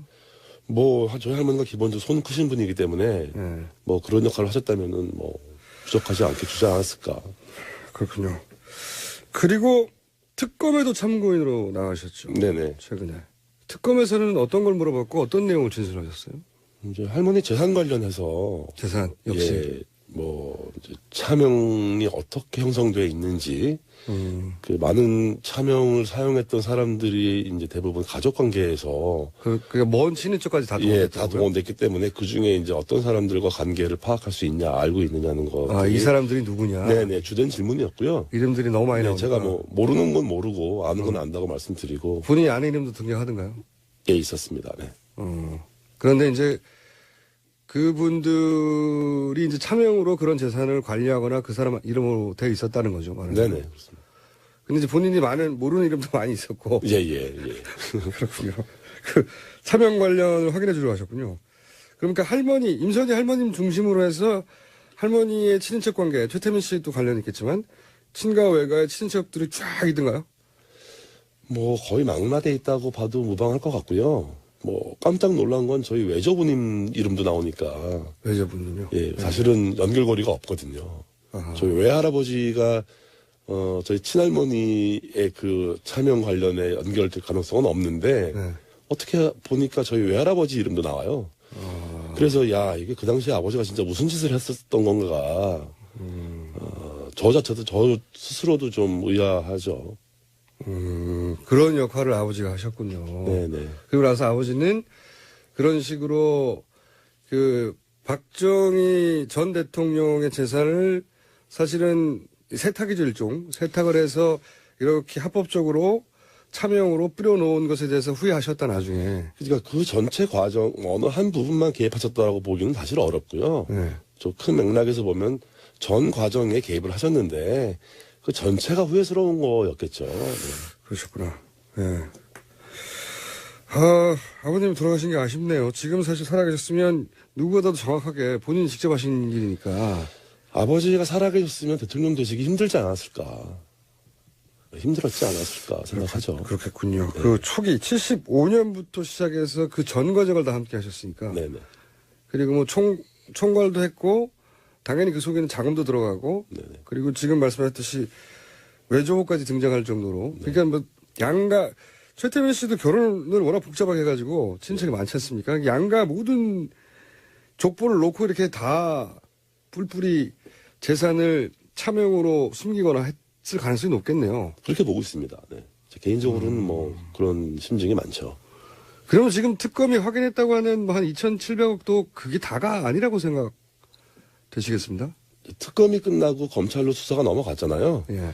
이제 검찰이 좀 더 치밀한 수사를 이어간다면 예. 더 정확한 관계를 좀 밝힐 수 있지 않을까. 그게 중요한 이유는 이제 이 국고 환수 문제 예. 그리고 어떻게 이 논의가 이어질 거냐. 정말 국고 환수가 실현될 거냐. 그 부분을 좀 주의 깊게 보고 있습니다. 지금 하신 맥락에서 쭉 이야기를 정리하면 결국은 박정희 대통령의 어떤 그 비자금이랄까요? 돈으로부터 이 종잣돈이 시작된 거네요. 그렇습니다. 네. 그게 이제 최태민 씨 소유로 이전이 됐고 그것이 차명으로 뿌려져 있었고 그리고 그게 이제 박정희 대통령 돈으로 시작됐고 관리는 최태민 씨 쪽이 했기 때문에 사실은 뗄래야 뗄 수 없는 종잣돈은 여기서 나왔지만 관리는 최순실 일당이 한 거이기 예. 때문에 공동체다. 예. 그래서 제가 이제 이 또 하나의 가족을 얘기하게 된 이유이기도 해요. 이 책을 굳이 꼭 쓰셔야 하겠다고 결심하는 계기가 있나요? 한국에 들어오기 전에 이거를 사실 초고를 이제 쓰면서 예. 이제 쓰게 된 계기가 있어요. 한국에 굳이 돌아오신 이유는요? 이제 휴직을 했어요. 휴직하고 책을 좀 내야겠다. 최순실 사태 터지고 나서. 네네. 터지는 초기에 이 사태를 보면서 이제 아버지에 대한 보도가 나오고 그렇죠. 아버지 육성이 이제 방송에서 나오는 걸 보고 예. 마음이 굉장히 괴롭더라고요. 해오셨겠죠. 잘못하면은 정확하지 않은 역사가 남으면 좋지 않겠다. 본인이 아는 한 네, 아는 한. 최대한 진실을 좀 남겨야겠다 는 생각을 했었고요. 사실 솔직히 말씀드리자면 아버지가 불쌍해서 시작했어요. 아들 입장에서 뭐 좋은 일은 아니고 불의한 일에 가담했지만 예. 평생 한 일에 대해서 부정당하고 모른다. 예. 부인당하는 그 아버지. 예. 뭐 당당한 일이라도 했다면 차라리 괜찮겠지만 그런 아버지가 불쌍하고 눈물이 나더라고요. 그래서 이거 좀 책으로 써서 진실을 좀 남겨야겠다. 그리고 그렇게 아버지가 이제 그 생을 마감하기 직전에 절대 저 사람 대통령 되면 안 된다고 했던 사람이 결국 됐고요. 네네. 그리고 아버지가 예견했던 그대로 국정논란이 일어났고, 자, 그러면 이 책을 통해서 아직 책도 나오지도 않았는데 저희가 이제 인터뷰를 하는 겁니다. 얼마나 훌륭합니까, 저희 방송이. 감사합니다. 예. 네. 이 책을 통해서 국민들에게 꼭 하고 싶은 이야기가 있습니다. 네. 네, 어떤 겁니까? 우리가 알고 있는 이 마주대한 이 현실이 본질은 부정부패다. 그렇죠. 오래된 부정부패라는 거죠. 이 본질을 벗어나면 다른 논의로 빠지게 돼요. 이제 프레임이 바뀌는데 이게 무슨 뭐 권력 경쟁도 아니고 뭐 신구 세력의 경쟁도 아니고 뭐 보수와 진보의 대결도 아니고 이건 그냥 완벽하게 100% 부정부패 얘기다. 이거를 뿌리 뽑는 계기가 돼야 되겠다. 그래서 이게 저는 개인적으로 탄핵 반대합니다. 아, 그래요? 네. 뭐 탄핵이 된다면 적당하게 타협하고 적당하게 이제 협의해서 또 이제 뭐 소위 말하는 구렁이 담 넘어가듯이 넘어가는 그런 걱정을 하신다, 오히려. 다음 세대와 이전 세대 중간에 있는 제 입장에서 본다면 탄핵으로도 부족하다고 생각하시는군요. 네, 그렇습니다. 예. 탄핵이 절대 되면 안 된다가 아니라 탄핵만으로도 이 책임을 다 물을 수 없다. 네네. 그런 말씀이시네요. 네네. 자, 오늘 말씀 감사하고요. 오늘 여기까지 듣고 저희가 책이 제대로 나오면 저희 다시 한번 모시겠습니다. 네, 알겠습니다. 네. 그 전까지는 딴 데 인터뷰하시면 안 됩니다. 자, 어려운 자료 해주신 최태민 씨의 의붓아들, 조순재 씨의 장남, 예, 이분들의 이름을 다 알아야지 결국 오늘의 주인공님이 등장합니다. 장남 조영래 씨였습니다. 감사합니다. 네, 감사합니다. 조영래 씨 책 원고 일부를 제가 사전에 확인을 했는데 그 내용 중에 최태민 씨와 박근혜 대통령의 사적 관계에 대한 내용도 있습니다. 대단히 구체적인 장면을 조영래 씨 모친이 직접 목격한 건데요. 예. 목격한 상황에 대해서는 역겹다. 이렇게 모친이 표현하고 있는데 어떤 상황인지는 책이 출간되면 확인할 수 있겠습니다.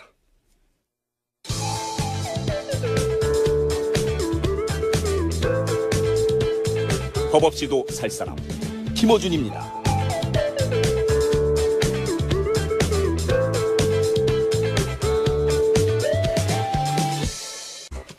팟캐스트의 과학이라는 장르를 열어 제낀 당사자입니다. 과학하고 앉아있나요? 원정우 씨 나오셨습니다. 안녕하세요. 예, 안녕하세요. 예. 자, 정통과학을 떠난 지가 오래됐어요. 예, 오래됐죠. 오래됐고. 기억도 안 나요, 언제인지. 예. 탄핵 국면에 안드로메다로 가고 있는 중인데, 오늘은 어떤 내용입니까? 예, 방금 들어보니까 저 친박 집회, 뭐 동원 제보 이런 얘기 나오던데. 네. 태극기 집회라고 하는데 저는 이제 태극기 오남용 집회라고 보통 얘기를 합니다. 오남용. 네. 얼마 전에 밥 먹다가 욕도 얻으셨다고. 네. 근데 200만 밥 명이. 먹는데 그 지금 방금 말씀하신 네네. 거는 이제, 박근혜 대통령 변호인단 중에 한 분, 네. 모 네. 변호사가 태극기를 몸에 두르고 네네. 식사를 하셨는데 그걸 보고 있던 한 주민이 태극기는 그런 데 쓰는 데 있는 게 아니라고. 냅킨이냐, 뭐, 냅킨이냐, 앞치마냐. 태극기가 그러냐고 막 흥분하셔가지고. 네. 그런 영상이 인터넷에서 화제입니다. 네. 뭐 얼마 전까지만 해도 집회에 200만 명이 모인다고 하더니 요즘 500만 명이 모인다고 주장을 하시더라고요. 또 그렇죠. 500만 명. 어제는 네. 뭐 700만 명 설도 나왔다고 하는데 500만 명이면 서울시 인구 반이 나왔다는 얘기인데, 거기에. 그렇죠. 서울 시민의 절반인데 예. 이게 이제 듣다 보니까 과연 가능한 일인지 의심이 들죠. 네, 그 공간 안에 500만이 들어갈 수 있는가. 그렇습니다. 이걸 또 과학적으로 검증하는 예, 바로 그런 시간입니다. 본인이 직접 하신 건 아니죠. 일단은 지난번 촛불 집회 인원 관련 연구를 발표하셨던 그 성균관대 신소재 공학부의 원병목 교수님한테 제가 의뢰를 드렸습니다. 계산을. 일단 가장 바탕이 되는 질문. 예. 500만 명이 모이기 위해서 어느 정도의 공간이 확보되어야 하느냐가 기본이겠죠. 그렇죠. 그래서 교수님이 열심히 계산을 하셔가지고 어제 제게 결과를 알려주셨어요. 네. 네, 이게 또 이 방면에 학문이 있더라고요. 아, 그래요? 네, 이 계산은 그 군중 밀도 추산 전문가인 영국 맨체스터 메트로폴리탄 대학의 전문가가 있군요. 네, 진짜로. 군중 밀도 추산 전문가라는 직업이 있습니다. 군중 밀도 추산 전문가. 이 키스 스틸 교수의 연구에 기반한 건데요. 키스틸 교수라고 있답니다. 네, 실제로. 있습니다. 네. 군중 밀도를 페르미 밀도와 최대 한계 밀도로 추산하는 방식이라고 합니다. 무슨 말인지 모르겠고요. 네. 네, 이 연구에 따르면 서 있는 군중의 경우 페르미 군중 밀도는 평방미터당 3명 정도라고 합니다. 1m 안에 예. 군중이 밀집했을 때는 3명 정도로 3명 본다. 정도가 평균이다. 네. 그래서 500만 명이 이 기준으로 모이려면 167만 평방미터의 광장이 필요한데 이게 어느 정도 넓이냐 하면 축구장 228개, 축구장 228개. 네. 또는 서울광장 126개. 서울광장 네. 126개. 예. 또는 여의도광장 67개와 맞먹는 면적입니다. 여의도광장 67개. 네. 어마어마한 공간이 필요하네. 어마어마한 공간이 필요하죠. 네.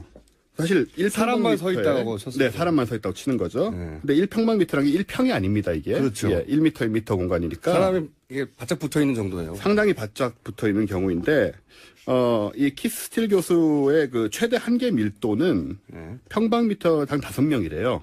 꼼짝도 못하고 서 있는 그 콩나물 시루 같은 상황이죠. 콩나물 시로가 되면 5명까지 들어갈 수 있다. 그렇습니다. 네. 예, 물리적으로 불가능한 건 아니니까 이게. 그렇죠, 그렇죠. 네. 이 경우에는 조금 작은 공간이면 됩니다. 네. 100만 평방미터면 충분하고요. 100만 평방미터. 축구장 137개, 137개. 서울광장 76개, 서울광장에 76개가 필요하다. 여의도광장 40개. 서울광장 우리가 하나밖에 없는데 76개가 필요하다. 예, 그렇습니다.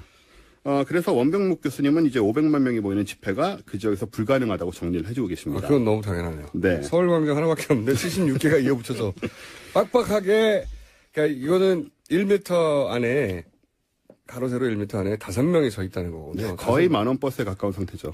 그렇죠. 네. 꼼짝도 못하는 그런 상황이어도 서울광장에 76개가 이어붙여져 있어야 되는 거니까 이게 그 공식이 존재한다는 거고. 공식이 존재하는 거죠. 네. 페르미 군중 밀도라고 하는 것입니다. 군중밀도 추산 전문가. 키스틸이요? 키스 스틸 교수요. 네. 이거 이제 외워두시면 좋겠네요. 영국의 키스틸 교수가 그 군중밀도 추산 전문가로서 공식이 있는데. 네. 뭐 검색하면 아마 이 공식이라는 게 나오실 겁니다. 500만이 있으려면은 서울 광장에 126개가 필요해. 네. 예. 조금이라도 숨쉴 공간이 있으려면. 126개. 근데 이제 서울광장. 영상 같은 거 보면 뭐 팔 벌려가지고 쓰신다 이런 얘기도 있는데 네. 이게 불가사의한 상황이죠. 좌우로 정렬하고 쓰세요. 네, 초반에. 그러니까요. 예. 근데 아무래도 이게 신중해야 할 되게 중요한 사안이 아니겠습니까? 정치적으로도 예민하고. 그래서 혹시나 또 가능한 일이 아닌가 제가 또 여러 각도로 고찰을 해봤습니다. 그러니까 단순히 우리가 외국 전문가의 말만 믿지 말고. 그렇죠. 네, 검증을 해보자. 네, 또 교수님 같은 경우는 또 이제 학문적인 또 부담도 있고 하니까. 이런 영국 전문가의 공식을 준용하여 네, 국내 신소재 공학 교수님께서 그렇습니다. 계산을 하였고. 네. 네, 그런 걸 다시 또 원종우 씨가 또 재검토를. 예, 주변의 상황들을 이제 고려해서 일단 화장실 문제를 한번 생각해 보겠습니다. 화장실이요. 예. 500만 명이 다 화장실에 가지 않는다고 가정하겠습니다. 예. 근데 제가 촛불 집회 갔던 경험으로 보면 2명에 한 번 정도는 결국 가게 되더라고요. 그쵸. 한 두 시간 정도 있으면. 네, 몇 가죠. 시간씩 있으니까요. 그럼 250만 명이 화장실에 가야 됩니다. 그래서 제가 그간 이 태극기 오남용 집회가 중심지로 삼았던 서울광장 주변하고 이런데 제 화장실을 다 검토를 했습니다. 지도를 다 갖고 왔는데요. 여기 이렇게 보시고요, 한번. 예.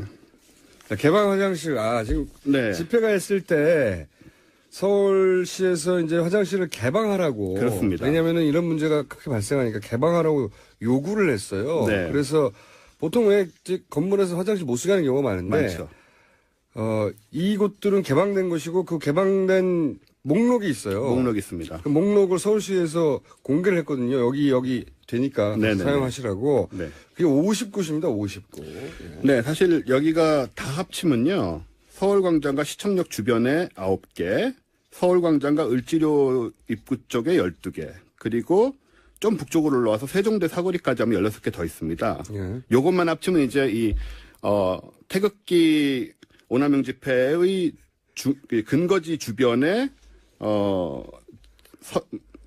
지금 37개 정도가 존재를 하는데요. 그 아래쪽으로는. 네네. 네. 그다음에 위에 선심 써가지고 위에 이제 광화문 메인 광장 여기는 이제 그분들 나와버리가 아닙니다만은 광화문 메인 광장에 13개. 이제 일본 말이죠. 네. 구역. 네. 예. 구역입니다. 네, 죄송합니다. 그다음에 종로 2가 사거리하고 안국역 45개, 또 광장 좌측 쪽에서 총 128개까지 우리가 찾을 수가 있습니다. 총 128개. 네. 그렇지만 화장실이 128개면 곱하기 2나 3을 해야 되잖아요. 그렇죠. 거기에 사로가 있죠, 사로. 1사로, 2사로, 3사로. 제가 그래서 변기를 10개라고 가정을 했습니다. 10개까지는 안 되지만 10개가 상당히 많이. 네. 그래서 이걸 계산했을 때 250만 명이 화장실을 쓰려면 한 변기당 1953명이 사용해야 된다. 라는 결론이 나옵니다. 10개로 쳐도. 예, 변기 한 개 1953명. 아니, 이거 오래 참으실 수도 있고요. 네, 그렇긴 하지만 한 5만 명 모이는 야구장 화장실도 경기 끝나면 난리가 나잖아요. 그렇긴 해요. 근데 변기 하나당 1953명을 소화해야 되는 이 아비 규환이라는 것은 상상하기도 어려운 좀 참상이라고 볼 수 있죠. 그리고 또 다른 관점으로 우리가 아까 일당 얘기를 하셨는데요. 참상이죠, 참상. 네. 일당으로 한번 생각을 해보자. 일단. 만약에- 물론 이것은, 일부. 예, 그렇습니다. 그런 장면들이 언론에 포착된 적은 있지만 그 모든 분들이 일당을 받는다고 말할 수는 없는 상황이에요. 그렇습니다. 네. 예, 해놓고 나서. 하지만 만약에 다 받는다라고 가정을 만약에 하면 나간다고 하면. 500만 명의 경우에 이제 5만 원씩 받으면 2,500억 원의 현찰이 필요합니다. 그건 말이 안 되고요. 예. 그래서 10분의 1만 받는다고 쳐도 5천원씩 받는다. 250억 원이 필요합니다. 큰 돈이에요. 큰 돈이죠. 만약에 이게 그분들 말씀대로 500만 명이 모인 게 사실이라면 이 막대한 자금 출처를 또 설명을 하셔야 되는 거고요. 근데 저는 네. 적어도 버스는 동원되는 게 확실하거든요. 네네. 어쨌든 지방에서 오시려면은 그렇죠. 그 버스가 정말 많이 와요. 네. 오는데 그 버스 숫자를 다 세고 그 예. 버스를 한 대 그러니까 제가 들었던 그 서울에 오는 그런 집회에 참여한 구체적 케이스 중에 이런 게 있어요. 돈을 직접 내는 분들이 있습니다. 네. 2만 원을 내면 아, 아침, 점심, 저녁을 주고 서울 구경을 시켜준다. 네. 라고 하는 지방 노인정에서의 홍보를 듣고 참여했던 분한테 한 다리 건너서 들은 이야기인데. 네. 그러니까 2만 원으로 커버가 안 되거든요. 버스비, 그렇죠. 버스 대절비하고 네. 식사 세끼하고 중간에 간식 커버가 안 돼요. 네. 커버가 안 되니까 분명히 추가 비용이 필요한데 그걸 이제 버스랑 곱하면 그 추가 비용만 따져도 이게 도대체 어디서 나오는가. 그렇죠. 아무튼 주장하는 수가 많아질수록 그 네. 문제가 미스테리가 되는 것이죠. 또 버스 얘기를 지금 하셔서 말씀인데요. 네. 만약에 버스로 이 인원이 다 모인다고 가정을 했을 때는 50인승 버스 10만 대가 필요하지 않습니까? 10만 대는 네. 아니고. 예. 그런데 서울 시내 모든 버스를 다 합쳐도 13,155대입니다. 이게 시내버스, 마을버스, 공항버스, 전세버스, 그리고 시티투어 버스라고 있죠? 예, 예. 그거 20대까지 합친 겁니다. 지하철도 타고 올 수 있으니까요. 네, 그래서 이 서울 시내 버스를 다 동원하면 6에서 70만 명 정도가 한 번에 한 버스로 번에 움직일 수 있어서 예. 당연히 지하철 생각을 하시게 되죠. 예. 그럼 지하철이 나머지 430만 명을 소화해야 되지 않습니까? 예. 아니, 집회 지역 근처에 지하철역이 한 10개 남짓 있는데요. 예. 서울에 이제 지하철역이 311개가 있습니다. 예. 어쨌든 이 10개 역을 통해서 나머지 430명이 모여든다면 지하철역 하나당 43만 명씩을 소화해야 되는 건데요. 인구 43만 명의 도시로는 의정부시, 구미시, 파주시, 제주시 같은 곳이 있습니다. 제주시가 통째로 움직이는. 역 하나에서 움직여야만 가능하다는 것이죠. 아니, 그 당일날 사실 지하철. 별걸 다 계산했어. 당일날 지하철에서 그 이용 그 숫자 나오잖아요. 나오죠. 600만 명은 어림도 없는 숫자예요. 말도 안 되는 얘기죠. 네. 말도 안 됩니다. 그다음에 마지막으로 이건 약간 좀 그런 부분일 수 있지만 500만 명의 무게를 한번 생각해봤습니다. 그건 왜? 1인당 몸무게가 50kg이라고 보면 원체 많으니까 예. 500만 명이면은 2억 5천만 킬로그램, 예. 즉 25만 톤이 되거든요. 예. 이게 저 삼성중공업 자료에 따르면 길이가 300m가 넘는 초대형 유조선과 같은 무게입니다. 예. 근데 이 서울광장 덕수궁 일대 아래로 전철들이 지나는 곳이지 않습니까? 예. 이 지하에 큰 공동들이 있습니다. 공동들이 있다. 네. 이 엄청난 무게 때문에 집안 치마, 초거대 싱크홀, 그리고 지하철역과 선로가 이제 제가 파괴되는 보기엔 재앙이 그거는 일어날 수 있죠. 그거는 확인해 보셔야 될 것 같아요. 왜냐하면 분산돼 있잖아요. 예, 그렇습니다. 무게가 분산돼 있잖아요. 하지만 저 유조선의 길이가 300m라는 점을 생각해 보면 예. 이 분산 효과가 과연 그렇게까지 클 것인가라는 점을 생각해 볼 수 있죠. 거의 한 300m 이내에 다 있긴 있었으니까요. 그렇죠. 네. 예. 그 안에 500만 명이 모여 있다면 이런 위험도 있을 수 있다. 사실 군중 밀도 추산 전문가 카스 스틸이요? 키스 스틸이요. 키스틸. 이분 방식대로 계산해서는 서울광장이 이제 126개가 필요하니까 서울광장 네. 하나밖에 없는데 네. 126개를 이어붙일 공간이 안 나오잖아요. 거긴 절대로. 전혀 안 나오죠. 이어붙여봐야 한 4-5개밖에 안 나와요. 그러니까 절대 안 되는데 이분이 놓친 게 있습니다. 뭐냐면은 서로 목마를 태운다든가 육체적으로 좀 힘드시지 않을까요? 스크름을 짜고 그게 인간 탑을 쌓는다든가 그렇군요. 그런 방식이 등장하지 않았나 한번 체크해 볼 필요가 있어요. 그 경우에는 이 하중 문제가 더 심각한 문제로 발생하게 되죠. 자, 참 쓸데없는 내용이었는데 네.